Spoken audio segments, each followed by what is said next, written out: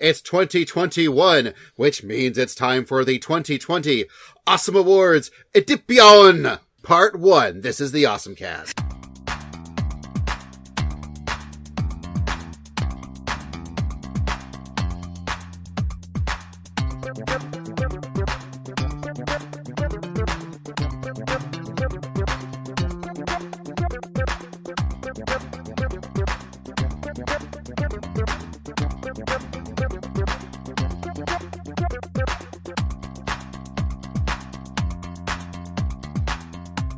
Hello and welcome to this wonderful, absolutely amazing new year where nothing's going wrong ever. That's a lie, and we're okay with that. We're not okay with that. This is the OSMcast, your podcast for everything awesome. I'm Basil. I'm Kevin. I'm Douglas. I'm Dylan. I'm Charlie. John. No one gives a fuck. Alright, let's go. Or he's Rochambeau, which I think would just be a beautiful... I'm the great Rochambeau. Please And direct all hate mail to @Rochambeau on Twitter. And that's us, because we thought, to kick off this year, let's have a podcast with all six of us. That was an excellent idea. Just to warn everyone, I'm pretty positive this episode is definitely going to have some late night at a con vibes. Oh no. Probably. That's... And That's euphemism for one. John is on this podcast too. He will absolutely ignore polite society and just drop several F-bombs at any point in time. Fuckity fuck. And Kevin is goat hand drunk. Sadly, I haven't touched a drop of alcohol since somewhere around the beginning of last year. Oh, well, then this is nothing like a convention, and I'm goat hand not here super for sober. Yeah. Let's be honest, we barely remember what a convention is at this point. It's been a while. So, you may ask yourself, what am I listening to? And that's an excellent question. This won't answer that. The purpose of this episode is that we have started our 2020 OSMawards Edipyon, because that's how you say edition in Dream Club. And if you don't know Dream Club, you have no right to speak of Japanese culture. So we're going to start off with, this will be 3 episodes, probably. First, we're going to do an episode on podcasts and YouTube shows, which is what you're listening to now. Hello and welcome. We'll also be doing one for anime and television and another one for the games. So, what we are going to do is we're going to go in order as people posted about things. Somehow Dylan got to be last, but that's what we're going to go with. Or did I miss you, Dylan, and you added it in? I think that's what happened, and I'm okay with that. Cool. Well, you're gonna bring us home. And so we'll be talking about these things, and you're going to be listening to them, and that's how a podcast works. It sounds like a hostage situation. We're going to be talking about these things, and you're going to listen to them. Or else. We're white, Dylan. It's not a hostage situation. It's a demonstration. It's a demonstration. There was definitely a threat in Basil's sentence. Yeah. Anyway, you're stuck here with us. That's right. Or the extended OSMcast cinematic universe, where I want to catch up with shows that we might have been on in other places that you can also listen to. Mostly the TyCube podcast, which talks about all sorts of things, hopefully mostly sports, because that's when I get to talk about things. So I recently did one for my brain's blanking on its whole name, but it's about basketball boys, and they're all punks, and it's great. Ahira no Sora. That's it. And then actually later on this week, I'll be recording one with them about the Climbing Girls anime I talked about previously in A Moment of Awesome. I would also like to point out that I'll also eventually be on an All Geeks Considered about Star Trek Discovery Season 3, which that's very exciting. And I would like to point out, well, that's just me. There are 6 of us. We can all talk on your podcast for you. We're here. Yeah. We're just waiting to get called. Put us in, coach. We say words good. Yeah, some of us actually have more than a decade experience putting out content, but no one knows that because not a goddamn soul ever listened to it. We are entertaining crackers. That's just like what actual daughter's crackers. head. Twitless Kevin is here for all your giant robot and lesbian talking needs. That's right. He is. And you should be there for it. How is it that Kevin and I don't just have our own little side project where we're just talking about giant robots and lesbians? I don't know. That's You need to actually get a on cool that. idea. I mean, if you record it, we'll edit it. So I mean- y'all get talking. Oh no, That's a dangerous promise, Basil. that's a blank check. I mean, The question is, do I just try and get an interview with Veronica Taylor, the best known as the original voice of Ash Ketchum, and do I talk to her about Sins of the Sisters? Oh, God. Yes and yes. That, I think, should be the only thing you talk to her about.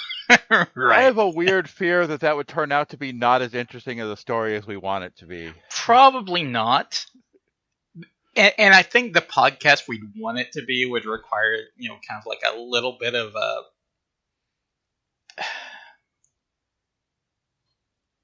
alcohol? not just self-awareness, but like a little bit of just the tiniest bit of self-deprecation. Where you're able to joke about shit like that. At the end we go, it's okay. Even if you were in that, you were also a Voice of Valkyrie profile, and that was awesome. So with that, let's get started on a wonderful roundtable of the podcast/YouTube shows that really got us through 2020 that we enjoyed. Yeah, I feel that this list is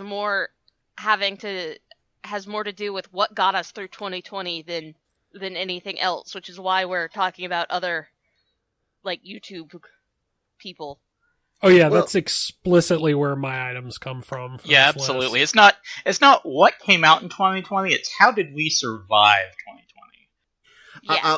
I would also posit that at this point, podcast/YouTube shows are as a part of our media consumption culture as anything else. When we were talking about this in Discord, like planning this episode, it almost makes me want to do just an episode about random podcasts, because you guys, mentioned a bunch of stuff. There's a lot to talk about there, but I'm not sure if that's just a podcast about podcasts is too navel-gazy. Yeah, I actually don't really listen to podcasts, which is hilarious in context. But I do watch a lot of YouTube, though.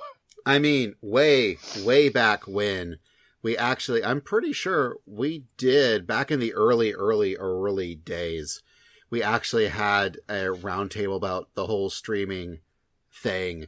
And I'm sure the world is way different now than it was then. Do you remember when we had the roundtable about anime streaming? Like, that came to fruition and is now over. Like... Yeah. We've been around Came and went. Yeah. Yeah, like, the thing that we said was going to happen, happened, and now it's done and we're in a post-collapse of what we said was going to happen. Yes. So, I'm going to go in order that primarily people posted on our eternal place of things to post about. So that means Doug is first.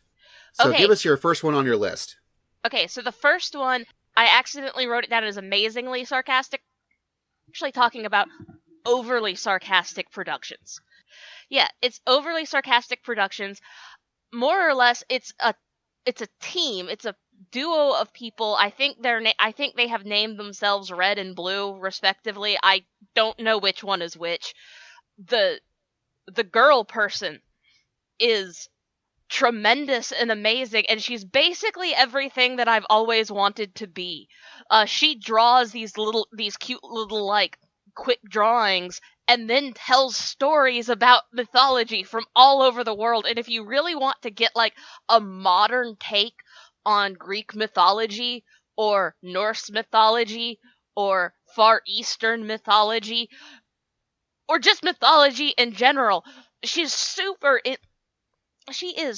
interesting as she talks about it and as she explains it.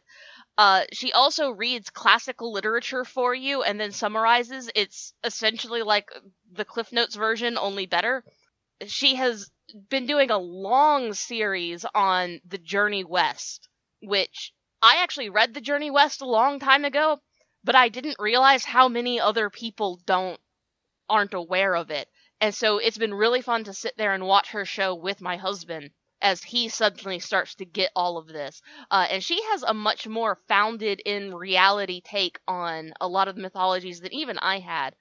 Her co-partner tends to talk more about literal history and video games. And so that's pretty much what they cover. They cover English and history, and it's amazing. They're the best at it.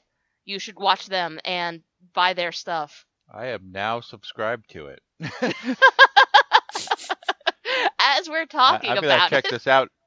I looked for Amazingly Sarcastic Productions because that's what you put in there, and I think there is something called that. And I'm like, I don't see the appeal of this, but if Doug wants to talk about it, cool.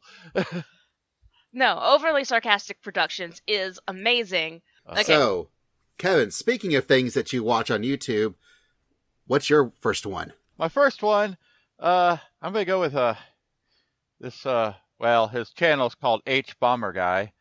His real name's Harris Brewer, I believe. But he is a strange British person who alternates between talking about political stuff and video game stuff. It really does seem like he just about alternates video to video. Also, his videos tend to either be really short or really, really long. This is a guy who got me to play the game Pathologic before our pandemic started, revealing that we are the fourth secret character of that game, because it's a game about surviving a plague. And he has a lovely 2-hour video about the game, about why it's horrible and why it's amazing. But he'll also talk about... But I honestly, I was thinking I recommend get used to him. Check out his Flat Earth, a measured response video, where he gave himself a Christmas present to debunk all the Flat Earth conspiracy theories, because it's easy to do. They sometimes do it themselves, accidentally.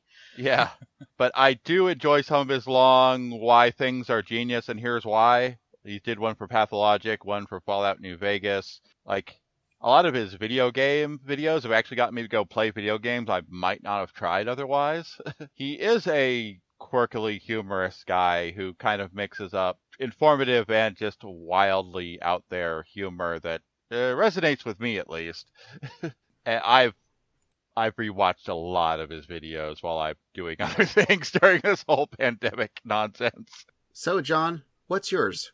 Okay, mine requires just a little bit of setup.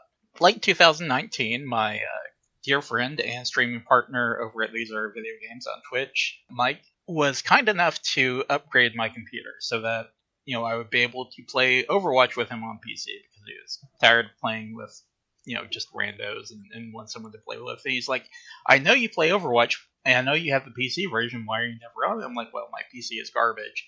And so he upgraded it for me. But one of the things he did when he was upgrading my computer is he installed League of Legends and said, this is the payment for, for me upgrading this. You're going to have to play this game, because he knew, I would not give two shits about League of Legends otherwise. And it was a challenge, because I'm not a fan of real-time strategy games, or MOBAs. And, starting out was very, very challenging. League of Legends can be a difficult game for a number of reasons, including other people most often. So I was complete and utter garbage at the game, not knowing really how to play or the conventions within the genre or any of that. But those who know me know I am a terribly competitive human being, especially when it comes to video games. So being that garbage at a game was not something, even if it was one I didn't give a shit about, was not something I could abide. And one of the things, aside from just endless slamming my face into the wall over and over again, one of the things that helped me get to a better place within the game in that genre was the SkillCapped YouTube channel. And SkillCapped is geared primarily for lower level to beginner players, and it shows them different things from video to video, like common mistakes, or which characters are good for this patch, and a lot of random bullshit like that. But SkillCapped is particularly good about walking you through the whys and the hows and making it understandable so that by the time you're finished watching it, even if it's not necessarily like, the character you play or anything like that, you still learn something. You can apply it. So it's been very informative for me. And as I've tried to learn this game over the last year, it's been very, very helpful for me. So do you actually enjoy League now? Fuck no. That's Dylan. Like, no one enjoys League. Yeah, you don't enjoy League of Legends. You just don't. You sometimes win, yeah, but you don't enjoy it. The closest thing that game comes to delivering enjoyment is, in fact, winning. And that doesn't... God. I had, people on my team in the game earlier today that were just having a dance party. What? So yeah, that game is hell. It's not enjoyable. I wouldn't recommend it. But here I am, still playing it because it is incomprehensible when you first get into it. Like I haven't watched these videos, and like I've gotten better, but it's mostly instinct and muscle memory. But I could not explain to you exactly what I did. I think that explains how complicated it is. Like it's one part, character matchups like in a fighting game, and one part optimization like an MMO or other RPG, and one part economics. But you can watch John play this game on his Twitch channel, which is twitch.tv/theservg. We Twitch, Jesus Christ. We stream Overwatch on Wednesday, League of Legends on Friday, and occasionally, sporadically, we'll stream other shit as well. So that's when you just have to hit hit the follow. If you've got Amazon Prime, you can subscribe to us for free, and if enough of you subscribe, maybe in 100 years, I'll get that $100 from Twitch, and that'd be cool. So if you got Amazon Prime, not doing anything with that free Twitch subscription, go ahead and just shoot that on over old John's way, and you don't get anything for it, but I will. Speaking of not getting things,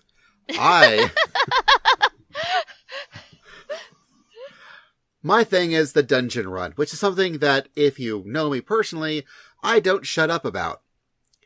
In fact, I'm pretty sure during our SeishunCon episode, right before everything went to hell, and we had one good anime con in our lives, I'm pretty sure that was my moment of awesome when we were talking about whatever we were talking about in that episode.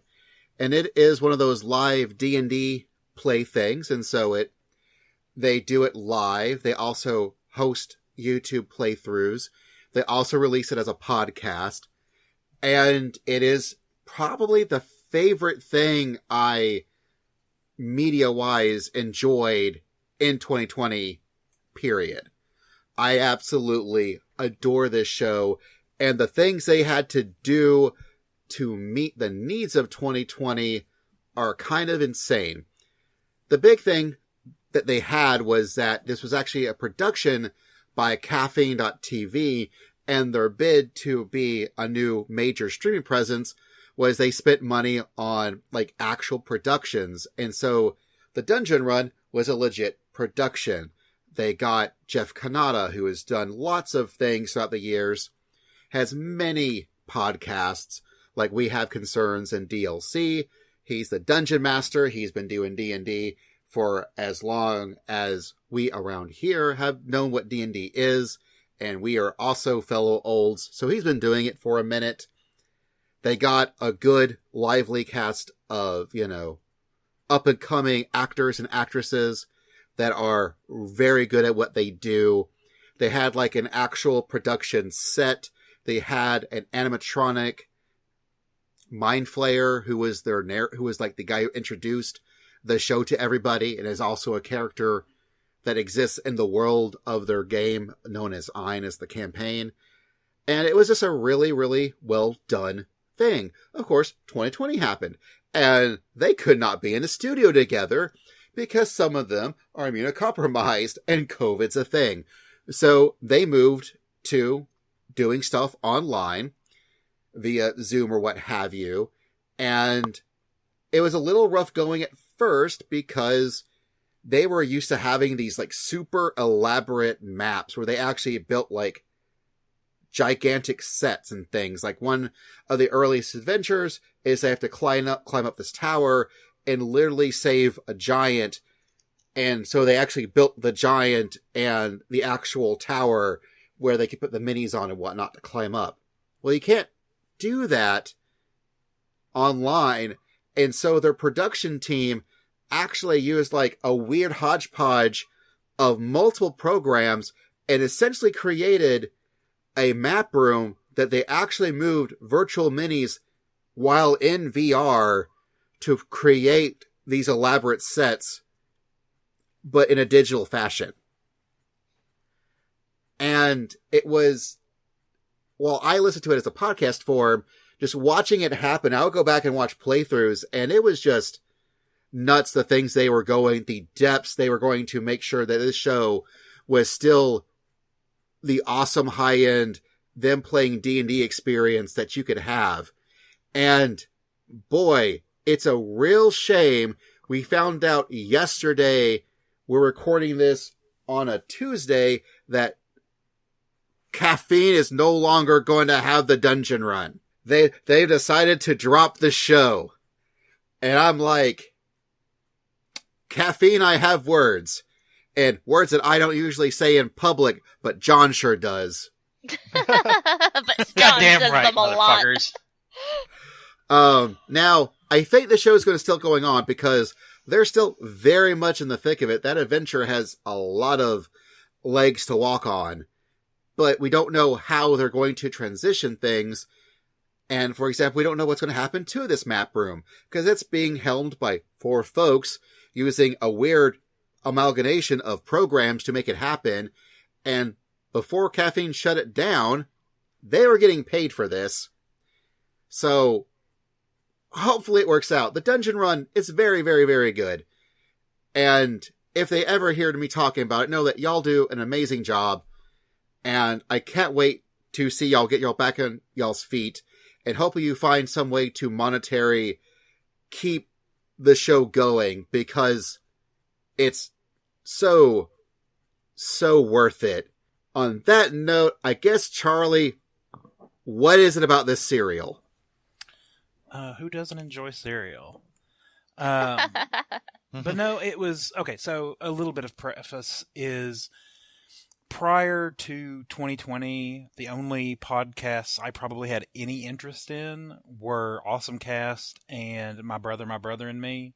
Because I think maybe I got into My Brother and Me in like 2019. But this year, even more so than usual, I would be in the office by myself and started... not necessarily running out, but feeling like I was listening to a lot of My Brother and Me, so I started branching out to other podcasts. So it's been a big year for a bunch of different podcasts for me, so it was very, very hard to pick one. So in the end, I felt like my reason for picking this one is it is the only one that I started in this last year that made me go out and change a behavior in some way that actually like affected me in the physical world, because the empty bowl got me to care about cereal again. Wow. It is, yeah, for anyone who's, I mean, I'd say most people are probably aware of it, but it is hosted by Justin McElroy, and who I'm sure everybody knows, and I think it's Dan Goubert, who runs the Serialously.net serial blog, and it is a meditative serial podcast. So it is very quiet, very calming. I don't know if they ever refer to it as NPR voice, but they are both using their best NPR voices. I believe there's usually like the sound of waves in the background.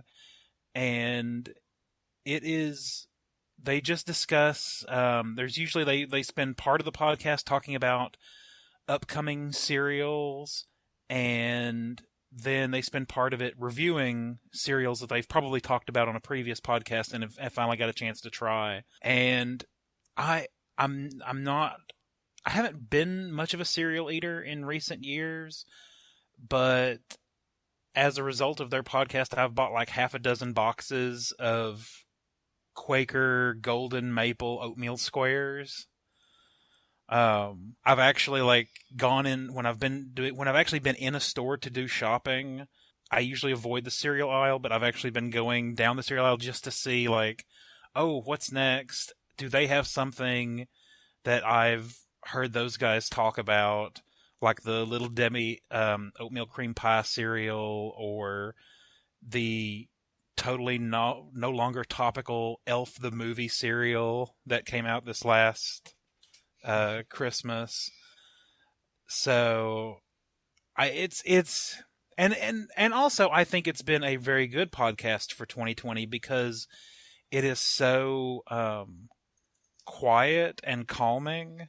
2020 being the year that it is, having like a calming podcast about something that isn't necessarily very important is just, it's been very nice. Excellent. So Dylan, what you got? Kind of in the same vein, I picked something that I needed in 2020, which is the Ask Science Mike podcast, which is becoming the Cozy Robot Show on YouTube. So kind of his brand is a layman's reading of science news combined with emotional awareness. And I'd listened to the podcast for a while, but when COVID hit here in about, I think around mid-March, he put out a series of episodes on it and got, like, he covered the nuance really well and went really in depth. Like, he talked about, the mortality rate's low, but the real danger is overwhelming healthcare capacity, and if we do that, then mortality goes up. So it's like, I'm going to be careful because I don't, I've got a, heart disease. I don't want to take someone else's hospital bed.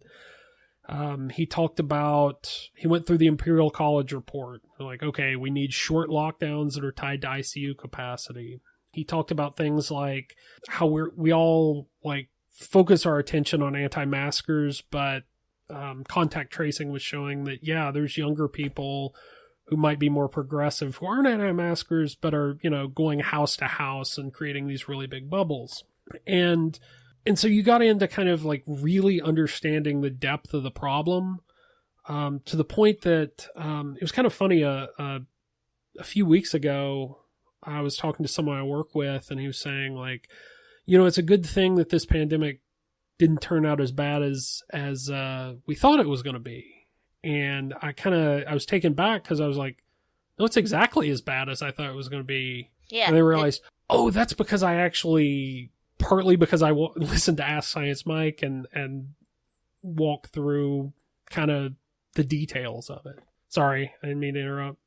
No, I was just chiming in to agree with you that, yeah, for one thing, I feel personally called out by that because I still have been seeing Basil and my little sister, so I feel like I am a liberal person who has been masking, but I kind of have a big house-to-house bubble. And you're not that, like, I know a lot of people who've done that to some extents more than others, and I think there are probably people who are doing that a lot more than just two other places, right? But it is just as bad as I thought it was going to be, like...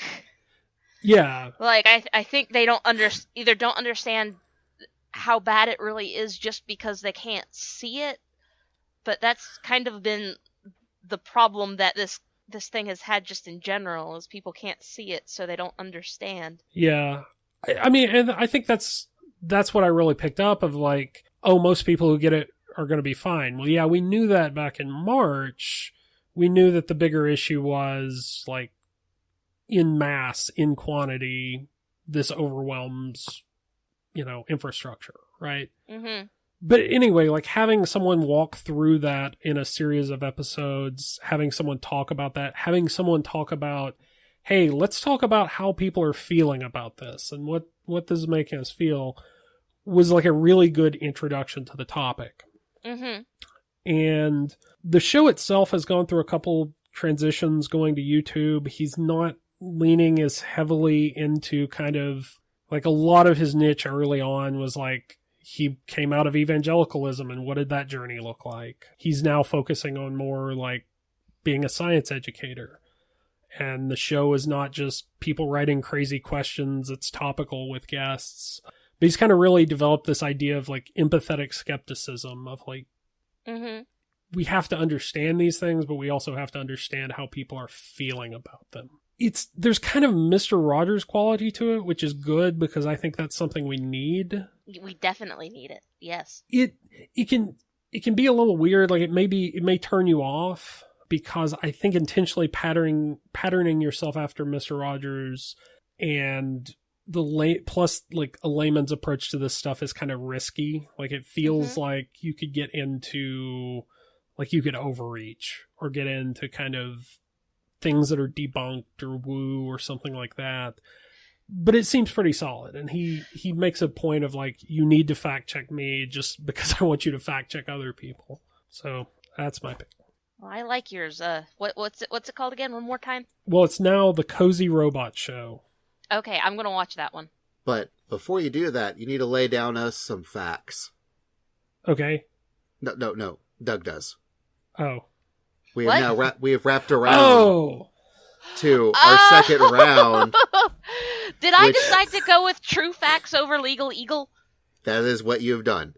Oh no! Why? Why did I do that? I like Legal Eagle so much. But True Facts is also amazing and brilliant.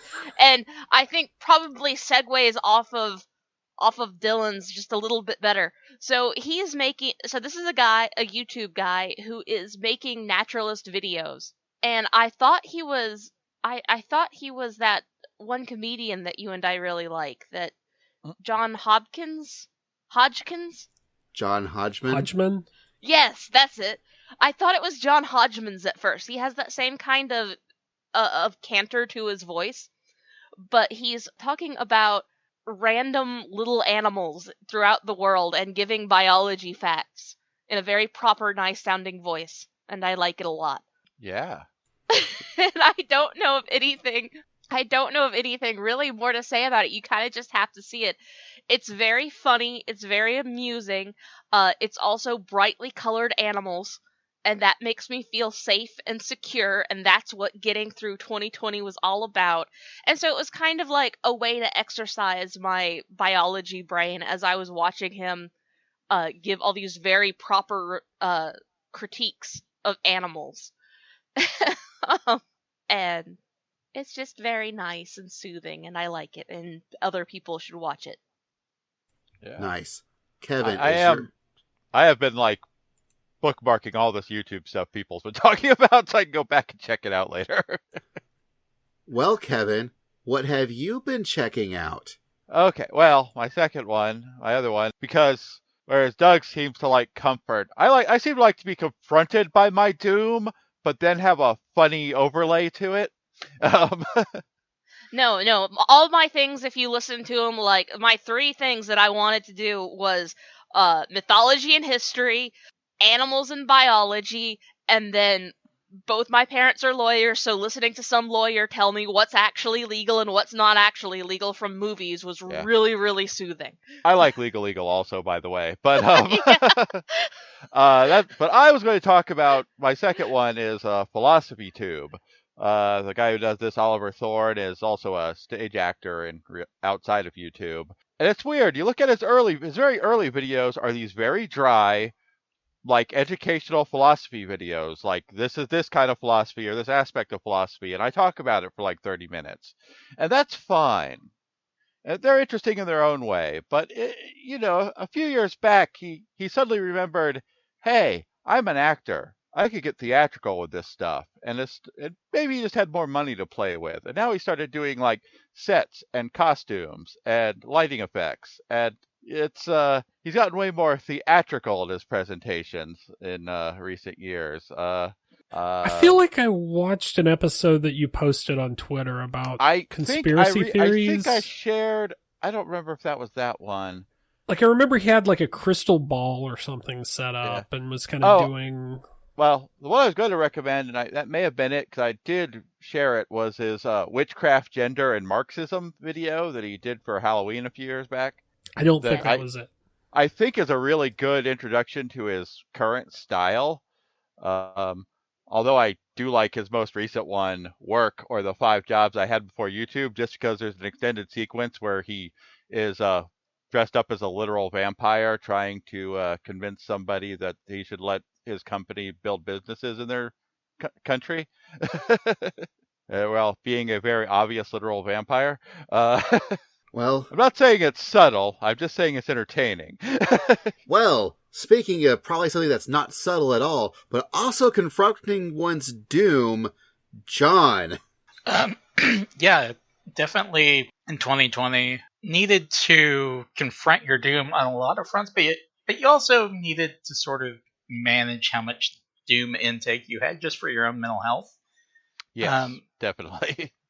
And with a lot of the doom coming from the politics front, and it being an election year and everything, so on and so forth, I leaned heavily on the FiveThirtyEight Politics podcast, mainly because it tries to tackle political events through a data-driven perspective, usually looking at polls and seeing what sort of trends are being affected by different events.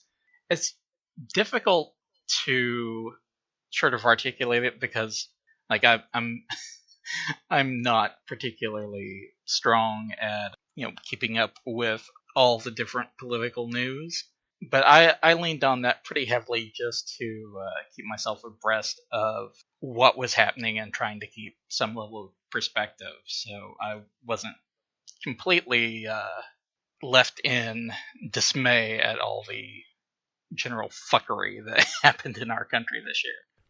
I think that sort of thing is really important because, you can go on social media and talk about what we should do, but I think having both either the data-driven approach or things that are kind of dive into like the policy details is really important because that's how you accomplish these things.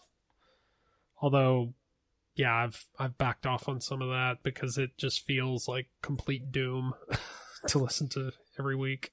Well, but I still need to know, after listening to all this podcast, now do you like League? No. Well, something I very much liked and was not expecting this year, or last year, still feels like this year, was Neil Cicierega's Mouth Dreams. And man, speaking of cons and not be able to go to cons, something that I have also really, really missed is taking Kevin home from when we got to hang out again and forcing him joyfully to listen to his latest mashup album. And I didn't get to do it this year. So Neil, he has done many, many things. For example, my wife knows him as the guy that did Harry Potter Puppet Pals. He has made a bunch of these really crazy mashup albums that refers to Mouth as in Smash Mouth, aka All-Star, where he will just do just the most insane mashups of things. And it really, really hits like the same pleasure center in my brain that like a really good Pain Train or Animate Hell or Panel of Doom does, where you will experience things that you should not be. Like, for example, putting Queen's We Will Rock You merged with the SpongeBob SquarePants theme. And he takes it both directions. First, you hear We Will Rock You of SpongeBob SquarePants. And then he plays the actual SquarePants theme with the Queen lyrics. And it works. Or, for example, the song Ribs, which takes the Chili's Baby Back Ribs jingle, along with Tears for Fears, Everyone's to Rule the World, and puts it with Marilyn Manson's The Beautiful People. And let me tell you, you've not lived until you've heard Ewoks sound like they're in Limp Bizkit. Or things like taking like the song War, mixing up with Spice Girls, along with clips of Wario laughing and going, wah! That eventually then leads right into Wario laughing to hearing the folks from Gorillaz laughing, and then you realize he's taken Gorillaz and merged it with Danny Elfman's, one of his songs from Pee-wee's Big Adventure. Wow. Like, this is good stuff, and it is insane stuff, and it's free. Everyone should listen to it. Oh my goodness. Additionally, if you're looking for more mashups after that, bootymashup.com, BOOTIE mashup. Staple of These Are Video Game streams. Lots of other insane things take place there as well. Well, hope you enjoyed me being animated. So, Charlie, you have something about something that says it's animated. Yes. This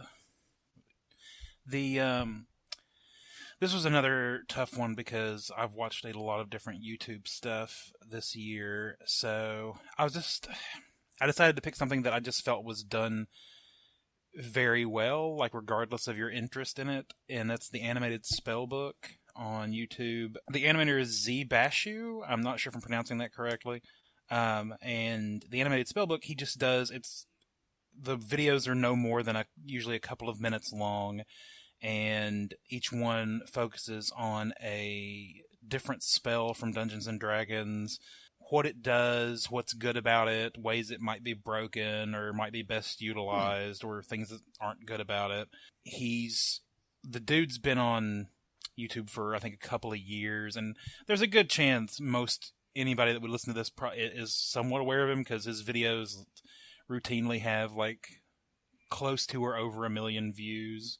He's got a couple other series, but nothing with as many episodes as Animated Spellbook. And it's just, the animation is done very well, I think, and I find his voice just really nice to listen to, because pretty much usually almost all the vocals, it's just him explaining the spell, and it's just been one that I have really enjoyed. Excellent. Well, I like it. I like the sound of that. What's been your favorite spell that he's animated? That's a tough one. I remembered really liking the one for Shillelagh, I think. But they're all pretty fun. Like, I mean, and it's not that I'm necessarily going to use any of the info. I just really enjoy, like, his animation style, his voice, him talking about this, even though it's, I don't have a lot of experience with the 5th edition of Dungeons and Dragons. Don't know when I'll play Dungeons and Dragons again, but I think you could do it online. Yeah, but I think even if you just have like a passing interest in Dungeons and Dragons, like, it's worth spending a few minutes just to check out his stuff. I've only watched a few of these. I remember he did one on Goodberry where he talked about, so Goodberry is a spell where if you have a berry as a material component, you can create food for people. Yes, that's another really good episode, because I believe that one, he also goes into, like, how that spell can ruin a survival themed. Yeah, a survival themed campaign. Yeah, and I think the tweak was basically just have the spell consume the material component, and yes, it changes the feel. Yeah, you remember this really well. Well, yeah, that was a really good one. It wasn't about how you can kind of game the system with this, or how you can create an effect with this. It was about how you can tweak something and create an entirely different genre from this game. Yes. That admittedly doesn't do survival super well. And or isn't built for it. And if you like those, he's got it's only got like 4 videos, but he's got a a series called The Cold Road, and it's a D&D campaign diary that's just sort of telling the story of these characters, and that's pretty fun too. But yeah, like I said, his work is nice, and it's well done, and he does all of it, I'm pretty sure, himself, so it's not like he doesn't drop a whole lot of videos. I'm thinking he does, like, maybe it's one a month or something like that. So there's not like, it wouldn't take you a ton of time to catch up on the backlog and stay current with him. All right, Dylan, bring us home. All right, I'm going to get a little creative with the category and massage it into internet, not just like podcast or YouTube. I chose an album. Okay. I will not make a big deal out of getting creative. So I'm just going to put down Discord. And Discord, I think, for me, was especially good in 2020 because I know we've constantly, like, we always joke about Twitter and Facebook kind of being these hell sites, but 2020 really upped that because I got hyper aware of who I knew was, skeptical about the seriousness of the pandemic or touchy about people protesting racial injustice, or people who are just willing to dabble in stuff like that. And that made it easy to get focused on, like, okay, if I'm on Twitter, do I need to be sharing more stuff to kind of put some pressure on those people? Do I need to be very careful because any tweet could spark like a flame war? And getting into something like Discord felt really nice because it's a decentralized environment. It's closed. You go into a server, what people talk about on the server, where the boundaries are. If you want to talk about something that, like politics or something, there's a channel for it. It just felt really nice compared to being out on Twitter. Now, it's still centralized in the sense that it's owned by a single company and all, but it creates more kind of private environments, kind of like old school IRC channels. And I think that was really good since Twitter and Discord are basically my socialization now.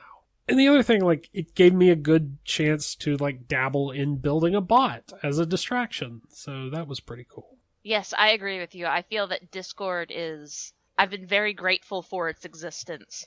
I feel like normies don't know about it yet, and I don't necessarily know if that's good or bad, but I do feel like there are a lot of different chat programs and a lot of different voice programs, and I just feel like Discord is the best one. I think even if, like, the nice thing is you can create different servers and different channels, so even if you're worried about, like, the normies finding it, it's a matter of kind of cultivating the channels you're in. Even if the normies found it, they still wouldn't be on the channels that I'm on. Right. Yeah, so that's why I'm not sure if it's a good thing or a bad thing that the normies don't know about it yet, because it is a better product than, like, what are they all using? Zoom? Yeah, we use Google Meet occasionally, and it's a little trickier because you have to set up chats, whereas this is like you've just got a running chat log and you can jump in and out of video calls. But you do have to kind of get a feel for it, and like you said, get a feel for like where the normies are. Like if you go to the MomoCon server, there's so much going on. They're running so many different events. It's kind of a flood of things, and you have to figure out, okay, I'm gonna mute these channels because I just never want to see them. And then you have Basil, who makes like 80 gajillion channels in the one server. I like that approach. It keeps things nice and organized, so I can't say anything. But then you get smaller channels like Third Impact runs one. We've got one that we're kind of using for private stuff. We've got a couple, actually, if you want to get technical. There's a local one I'm in, and it's just, there's interaction that you wouldn't get in, like, on Twitter. Just where there's no context. It's whoever happens to be looking at it. There's one for the free company, which has been kind of neat. So, as it might have been alluded to, the existence of planning for OSMcast and things. We now use Discord. But we have it set up so that if we want to go public with it, we can. So it sounds like we're unleashing it into the world to see if it lives or dies. It'll live. I mean, it's just us. It's fine. If over a decade of content creation has taught me anything, no one cares. No one cares. It's oh fine. man, that is the. No one's going to hear it anyway. That hurts. That hurts so bad because I've been through that so many times where like I'm gonna flick the switch. This is it. Got to make sure I'm ready. I only get one shot at this, and if nothing else, we'll get Austin and Tobias with their impact, and they'll discover how much John loves Ava, and they really should talk to each other on a podcast about Ava. That is true. Yeah, it's not. Man, I wish there was something big happening with Ava coming up, that we could talk about. Like a movie or something. That'd be crazy. It's true, because I'm still actually really behind on the movies. So when the new movie comes out, I won't really be able to weigh in yet because I still don't want to get spoiled. So if someone could have John on their Ava podcast about the new movie, that would be great. Austin and Tobias. I mean, of course, who knows when we'll actually see it, even after it comes out. Lord knows, Anna's still waiting to figure out how to watch that Sailor Moon movie. Are our podcasts just turning into a way to like subtweet other people to let us on their podcasts? Yes. We call that subcasting. Subcasting. We're a very meta podcast, you realize. I'm pretty sure that's all our podcasts have ever been. It's just like subcasting everybody else. That's what we are. We're the podcast that people who podcast listen to, but nobody else. We'll never be rich or famous, but people who do get rich and famous will be like, yeah, one of my huge influences was the OSMcast. Yeah, that's us. I'm okay with that. And I would love to be, being the songwriter's songwriter. That's a good place to be, man. So still die penniless in a fucking moldy hipsters. basement. So if you want to be at the place to be, it's awesomecast.com, where you can find us and all the podcasts that we do under that neat little website. Also, I guess with a fresh Discord link when I get this episode up, that would be cool. Yeah. The podcast is edited by the most wonderful of editors, Anna, who I love very, very, very much, who is side-eyeing me right now. Because she's so mad because this has been just an absolute mess. Like, this is going to be, like, you're going to hear, like, if anybody has listened to my stream, and then you go and listen to the podcast, you will understand just how much work Anna does. That we basically just sit here and bullshit each other for hours, and then she goes and cleans it up and turns it into something. Yeah, it's going to be amazing when I'm completely deleted from the podcast. It's like they just had me on to preserve the friendship because they're just like too fucking afraid to just cut the cord and just let me drift out to sea. But they can't let this shit out into public. Come on. The theme song is done by DJ Edipyon. You can find him at djnavita.com. He clips like a motherfucker. That's right. And don't worry, we've got 2 more episodes of this. Oh, God. We've just got to record. So until then, we'll see you next time.